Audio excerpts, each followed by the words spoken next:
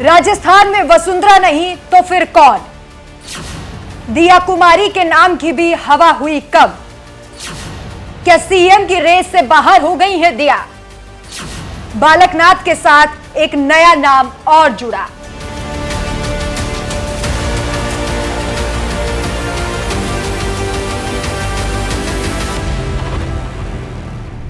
नमस्कार, मैं हूं आपके साथ राखी लांबा। किसी भी राज्य को चलाने के लिए जिम्मेदारी सीएम के कंधों पर होती है। उसके बाद कैबिनेट मंत्री, सांसद, विधायक, ये सभी अपनी अपनी जिम्मेदारियां निभाते हैं। इस बार जहां जहां विधानसभा चुनाव है, वहां वहां इस बात का चुनावी शोर है कि आखिर सीएम कौन बनेगा। खासकर बीजेपी में सीएम फेस को लेकर चर्चाएं तेज हैं कि अगर पार्टी चुनावी राज्यों में जीत दर्ज कराती है तो कौन से चेहरे पर भरोसा जताते हुए उसे सीएम बनाएगी। इस फैसले पर सभी की नजरें हैं। खासकर राजस्थान में चर्चा है कि भाजपा किसे चुनेगी। क्या 2 बार की सीएम रही वसुंधरा राजे को या फिर किसी नए चेहरे को? राजनीतिक विश्लेषकों की इसे लेकर अलग अलग सर्वे रिपोर्ट सामने आई है।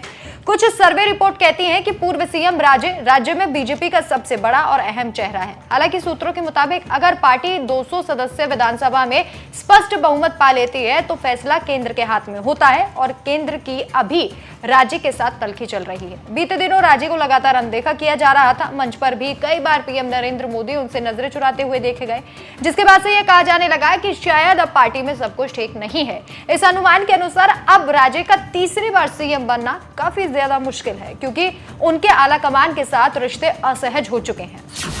राजे नहीं तो कौन होगा राजस्थान का सीएम? भाजपा की तरफ से कौन होगा महत्वपूर्ण चेहरा?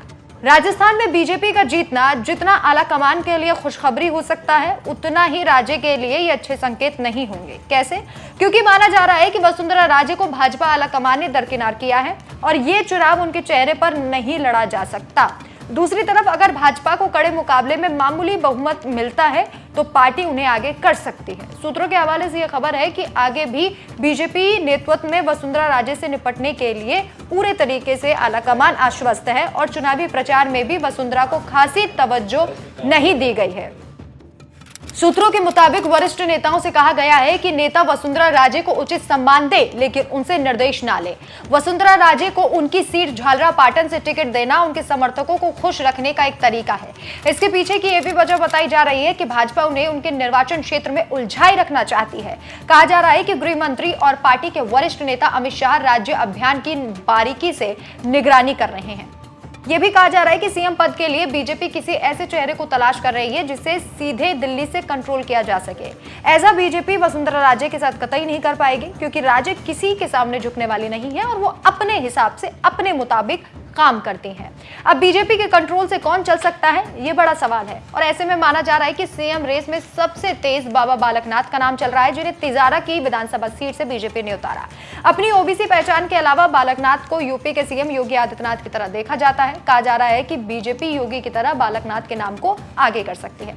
इसके अलावा एक और नाम है जो सीएम पद की रेस में है और वो नाम है गजेंद्र सिंह शेखावत। आरएसएस में गहरी जड़ें रखने वाले गजेंद्र सिंह शेखावत ने अपनी राजनीति की शुरुआत एबीवीपी से की थी और 1992 में जोधपुर के जय नारायण व्यास विश्वविद्यालय के छात्र संघ अध्यक्ष बने। इसके साथ ही वो एक राजपूत है और भाजपा शायद यूपी में सीएम आदित्यनाथ और उत्तराखंड में सीएम पुष्कर सिंह धामी के बाद उच्च जाति से किसी अन्य नेता को राज्य का मुखिया नहीं चुनना चाहेगी। इसके अलावा भी कई ऐसे नाम हैं जिन पर चर्चा हो रही है। नेता प्रतिपक्ष राजेंद्र सिंह राठौर का नाम भी सीएम पद की रेस में है।